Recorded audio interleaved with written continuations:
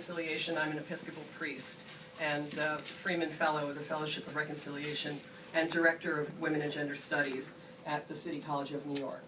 And to my left is Pam Spies of Center for Constitutional Rights. Next to Pam soon will be Peter Isley, founding member of SNAP. And to the left is Peter is Hossein Alizadeh from International Gay and Lesbian Human Rights Commission. And finally, Sally McNichol, the co-executive director of CONNECT New York City. So thank you very much for coming. And I will just begin with the fact that on the 57th CSW, with the theme of ending violence against women, it seemed right that the FOR, a longtime interfaith peace and violence NGO, should convene a panel on religious-based gender violence. The idea for this workshop came after hearing Family Watch International's Sharon Slater at the last CSW say that United Nations Secretary General Ban Ki-moon traveled to Malawi as part of a group trading in body parts. Family Watch places family rights over the rights of the individual, aligning U.S. Christian fundamentalists with the agenda of the human dignity platform of other countries.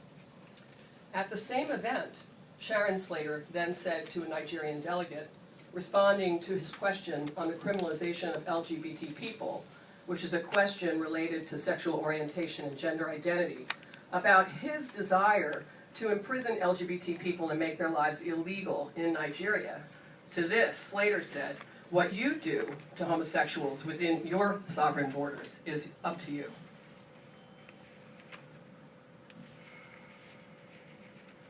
In another workshop, Family Watching colleagues said, and there was a PowerPoint, that Margaret Sanger, founder of Planned Parenthood, and Mary Calderon of SICUS, both early women's reproductive rights advocates, were pedophiles. A pediatrician from Beirut and a woman from the Sudan stood up in the audience and asked questions, taking the slideshow to heart. And I thought, is this really the UN? Then came a statement that women who seek birth control, contraception, or to terminate their pregnancy, even in the case of incest, rape, or violence in war, are murderers. That comprehensive sexual education, as conceived by International Planned Parenthood and Population Council, is perverse and sexualizes children. Then CFAM, which is the Holy See's, the Vatican's think tank at the UN, which is directed by an evangelical Christian Southern Baptist woman who used to be the past president of Concerned Women of America, published a statement that you'll see going by us here, that feminists are responsible for the death of millions of children. Recently, they published a statement rejecting human rights for all, as laid out by the UN, saying sexual orientation is not a human right. Yesterday, the exact wording in their weekly statement was to call all 6,000 delegates here at the CSW radical feminists, which could actually be amusing if they had not then said that they were going to beat us back during the CSW. For the official NGO representative of the all-male Vatican to publish at a World Congress to end violence against women that they are going to beat us back should be formally censored by the CSW.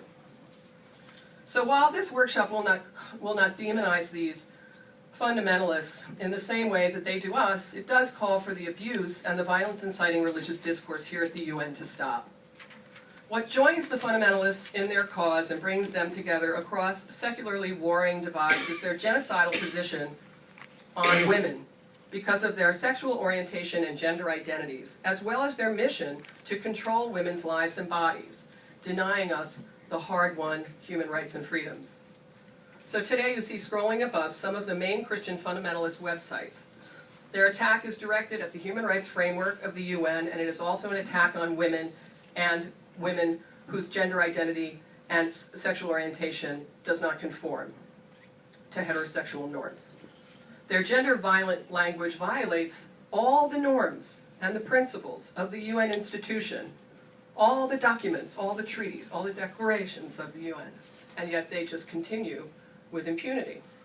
Some of the fundamentalist organizations lobbying at the UN include Family Watch International, CFAM, United Families International, Human Life International, Endeavor Forum, World Congress of Families, Priests for Life, Anglican Mainstream, the Christian Embassy, and Focus on the Family, among many others. They are well known for their expert and highly organized lobby against sexual, reproductive, and health rights. The Vatican CFAM is against all forms of reproductive rights, and they have stated that they will remove all references from the conclusions of the CSW. Their platform is anti-abortion, anti-comprehensive sex education, anti-contraception, no right to life for gay people, mandatory marriage for women. The Vatican deleted intimate partner violence the first morning of the negotiations. That's what they came with. They see sex education and HIV prevention usurping the role of parents, and the LGBT population is routinely described as destroying family. What evidently makes it difficult for the UN representatives to address the violence of the religious fundamentalist discourse is this, as one ambassador has said, because they do such good work on the ground.